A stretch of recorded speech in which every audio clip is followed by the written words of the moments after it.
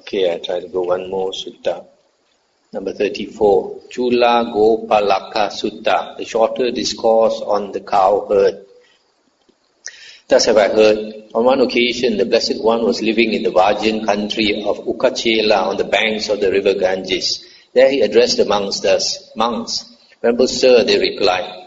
The Blessed One said, Monks, there was once a foolish Magadhan cowherd who in the last month of the rainy season, in the autumn, without examining the near shore or the further shore of the river Ganges, drove his cattle across to the other shore in the Videhan country at a place that had no ford. Then the cattle bunched together in midstream in the river Ganges, and they met with calamity and disaster. Why was that? Because that foolish Magadhan cowherd, in the last month of the rainy season, in the autumn, without examining the near shore or the further shore of the river Ganges, drove his cattle across to the other shore in the Videhan country at a place that had no ford. I stop here for a moment. Here the Buddha is talking about this cowherd who wants to bring all the cattle to the other side of the river. But at that time, the river is flooded because that is the rainy season, the last month of the rainy season. All the rivers are all flooded. And then without trying to find the shortest place to cross, the shortest place to cross is called the ford. In the river, there are places when the two sides of the river are far apart. There's places where the two sides of the river are nearer. That is called the ford. And the shallow also, where the water is shallower. And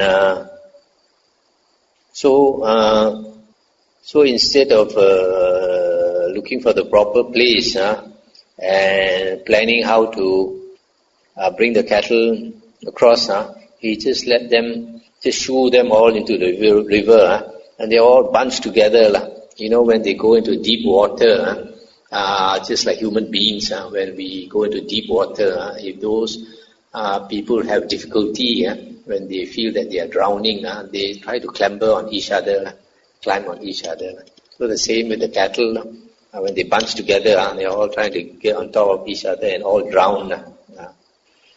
So the Buddha continued, so too monks, as to those recluses and Brahmins who are unskilled in this world and the other world, unskilled in Mara's realm and what is outside Mara's realm, unskilled in the realm of death and what is outside the realm of death, it will lead to the harm and suffering for a long time of those who think they should listen to them and place faith in them.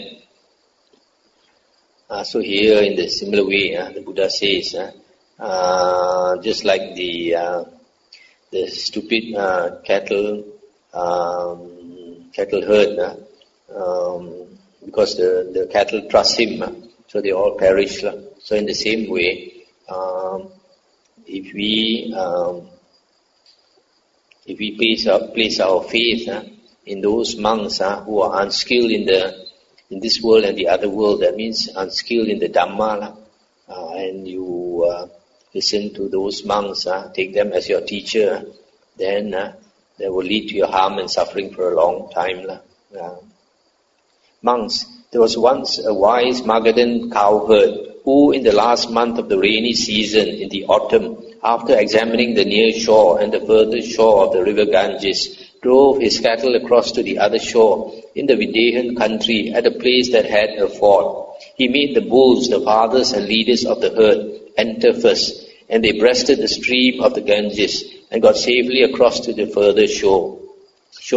He made the strong cattle and the cattle to be tamed enter next, and they too breasted the stream of the Ganges and got safely across to the further shore. He made the heifers and the young oxen enter next, and they too breasted the stream of the Ganges and got safely across to the other shore. He made the calves and the feeble cattle enter next, and they too breasted the stream of the Ganges and got safely across to the further shore. At that time there was a tender calf just born, and being urged on by its mother's lowing, it too breasted the stream of the Ganges and got safely across to the further shore. Why was that? Because that wise Magadhan cowherd, in the last month of the rainy season, in the autumn, after examining the near shore and the further shore of the river Ganges, drove his cattle across to the other shore in the Vindhyan country at a place that had a ford. So too monks, as to those recluses and Brahmins who are skilled in this world and the other world, skilled in Mara's realm and what is outside Mara's realm, skilled in the realm of death and what is outside the realm of death, it will lead to the welfare and happiness for a long time of those who think they should listen to them and place faith in them. So in a similar way, the Buddha says, just like the cattle, they relied on this wise cowherd, they got safely across. So in the same way, if we rely on a wise teacher, then it will lead to our welfare and happiness for a long time. But then to know whether a teacher is good or not, you also it takes time to know, and you also have to be quite sharp. Monks, just as the bulls, the fathers and leaders of the herd, breasted the stream of the Ganges and got safely across to the further shore, so too those monks who are arahants, with pains destroyed, who have lived the holy life, done what had to be done, laid down the burden, reached the true goal, destroyed the fetters of being, and are completely liberated through final knowledge. By breasting Mara stream, they have gotten safely across to the further shore. Just as the strong cattle and the cattle to be tamed breasted the stream of the Ganges and got safely across to the further shore, so too those monks who, with the destruction of the 5 lower fetters, will reappear spontaneously in the pure abodes and there attain final Nibbana without ever returning from that world. By breasting Mara stream, they will get safely across to the further shore. Just as the heifers and young oxen breasted the stream of the Ganges and got safely across to the further shore, so too those monks who, with the destruction of the 3 fetters and with the attenuation of lust, hatred and delusion, are once returners, Sakadagamin, returning once to this world to make an end of suffering.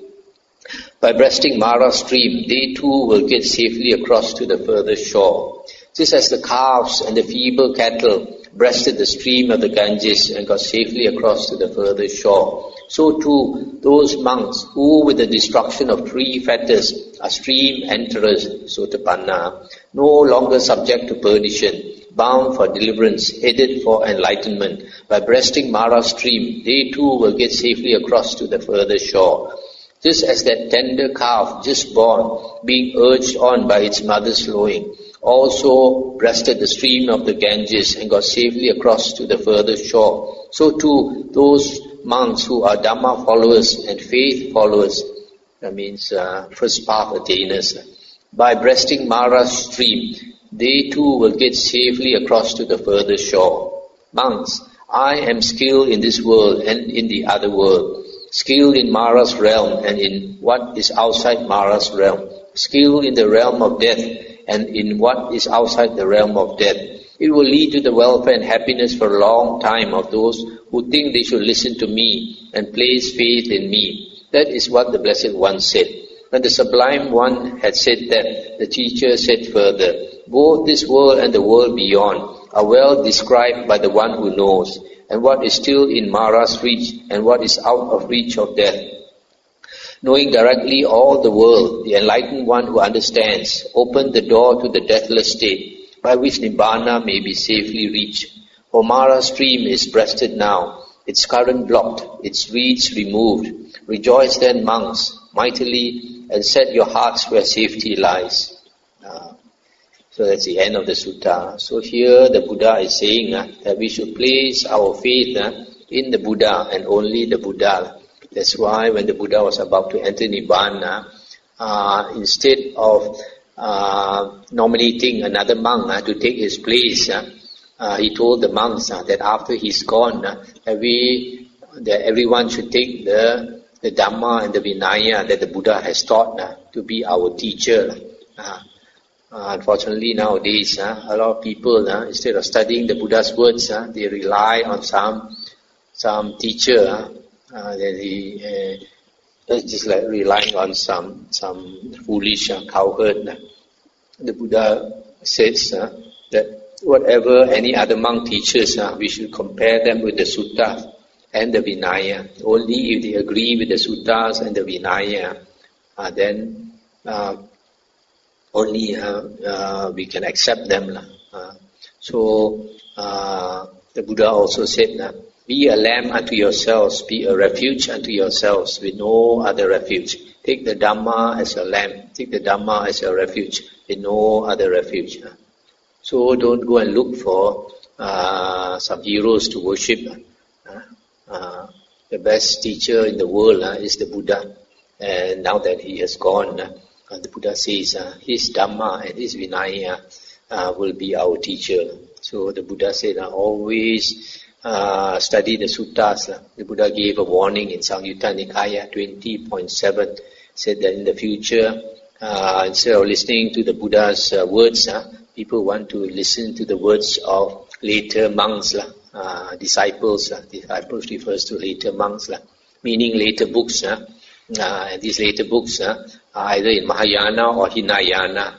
Mahayana are the later sutras. Hinayana are the Abhidhamma, the commentaries, Visuddhimagga and all that. So the Buddha says in the Digha Nikaya Sutta 29, Asadika Sutta, that all those are not necessary because the Buddha's teachings are perfect, complete, and utterly pure. And since it is complete, we don't need to rely on any other teacher. Our only teacher is the Buddha. And if we think that we should rely on other books, the Buddha says that we don't understand his Dhamma. So if you understand the Buddha's Dhamma, you only rely on the suttas. And for monks, the Vinaya also. So then it will benefit us a long time if we put our faith in the right teacher. So I stop here. Thanks for enlightening Dhamma talk. So the question is, when it says in that sutta to follow a teacher, obviously the Buddha is referring to himself. But yes, we have all the Dhamma books, which is great, and they're all great. But how does that fit in with someone who wants to, having a guide is also very helpful. Yes. So he also says you must revere the senior monks because they're the fathers of the Sangha. Not only that, the Buddha says Kalyana Mitta, a spiritual guide or spiritual teacher is the whole of the holy life. It's the whole of the holy life. But so, of course, the best spiritual guide is the Buddha. But since the Buddha is not here, you also need someone who can point out to you what is the real teaching of the Buddha. Otherwise, you might, because there's so much wrong teachings nowadays. A lot of things that are taught to be the Dhamma, taught to be the Buddha's teachings, is actually not the Buddha's teachings. So you need someone to guide you to the correct teachings. Okay. We start at the 3, paragraph 8. How does a monk fail to smoke up the shed? It says that a monk does not teach others in detail the Dhamma as he has learned and mastered it. And so does it apply, just these qualities, does it apply to all monks? But some monks, they do not teach at all. Yes. This is the ideal. This is the ideal. So, but here the Buddha is talking about, you see, one of the occasions or one of the moments a monk becomes enlightened. One is listening to the Dhamma, another one is teaching the Dhamma, another one is repeating the Dhamma, another one is reflecting on the Dhamma. The fifth is during meditation. So when a monk teaches the Dhamma, he has to understand first before he can teach. Also, when he's teaching the Dhamma, he has to consider the Dhamma, reflect on the Dhamma and then teach. So it benefits the monk who teaches also, and the people who listen also. So it is best if a monk knows the Dhamma to teach. But the problem is, especially nowadays, a lot of monks don't take the trouble to go and study the Dhamma. They think only meditation is important. That's a wrong view they have probably obtained from their meditation teacher. You notice in the suttas, every night the monks during the Buddha's time, they come together to discuss the Dhamma. Even if they are already arahants, like just now we saw, all the arahants coming together, Venerable Sariputta, Venerable Mahamoggallana, Venerable Mahakassapa, Venerable Anuruddha, Venerable Ananda, Venerable Revata. Except for Venerable Ananda, I think the rest were all arahants.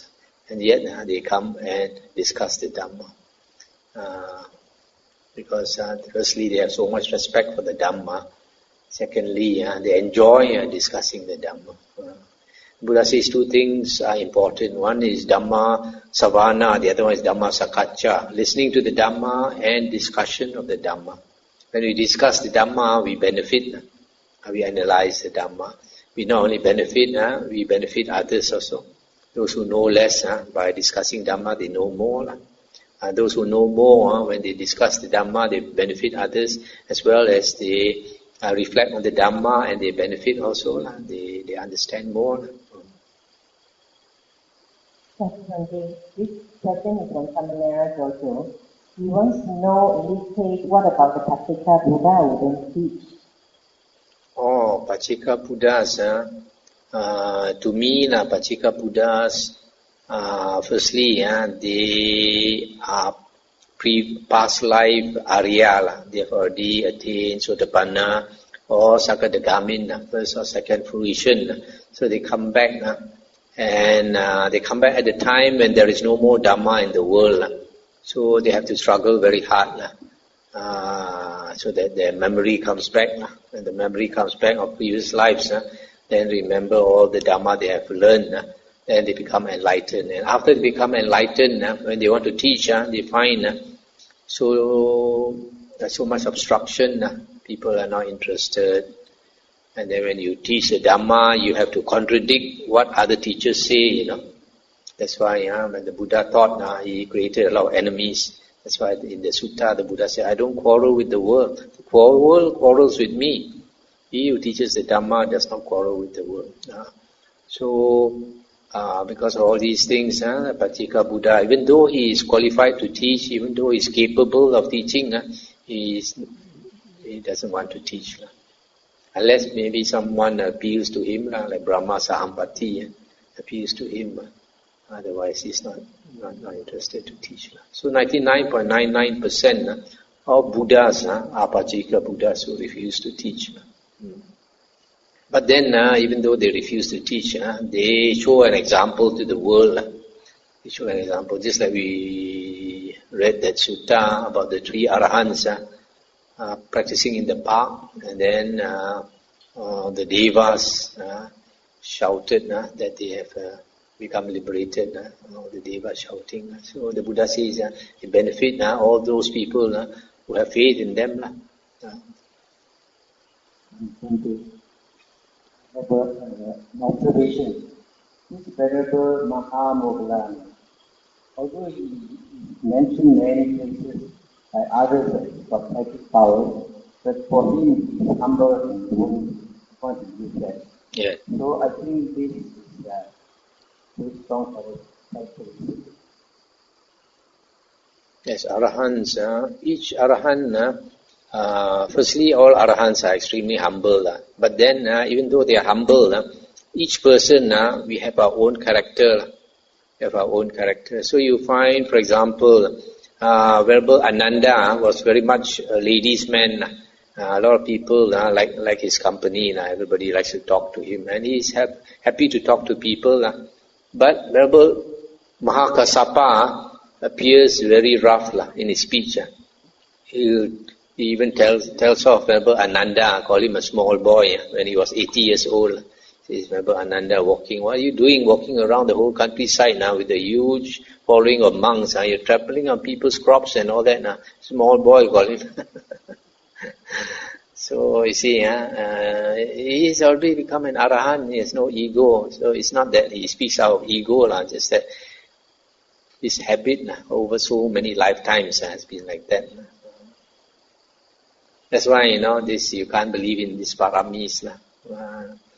Paramis means a person has developed so many perfections.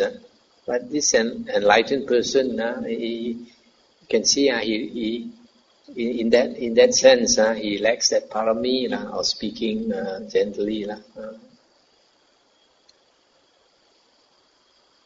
So I transfer Marin.